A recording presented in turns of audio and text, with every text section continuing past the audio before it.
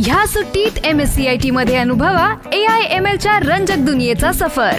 MSCIT आंतरराष्ट्रीय दर्जेचा परिपूर्ण computer course. आजच MSCIT ला प्रवेश निश्चित करा। MSCIT course powered by AI। सध्या लोकसभा निवडणुकीबरोबरच जत्रा, उत्सव आणि लग्न सोहळ्याची सर्वत्र धामधूम सुरू आहे।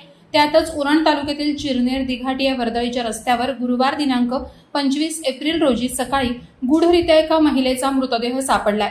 या घटनेने चिरनेर परिसरात एकच खळबळ माजली असून उरण पोलिसांनी घटनेचं गांभीर्य ओळखून छिन्नविछिन्न अवस्थेत सापडलेला हा मृतदेह ताब्यात घेतलाय। सकाळी चिरनेर दिघाटी या वर्दळीच्या रस्त्यावरून जाताना प्रचंड दुर्गंधी येत असल्याचे काही नागरिकांच्या निदर्शनास आलं।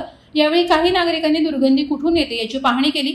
त्यावेळी एका महिलेचं शव छिन्नविछिन्न अवस्थेत पडलेलं दिसून आलं।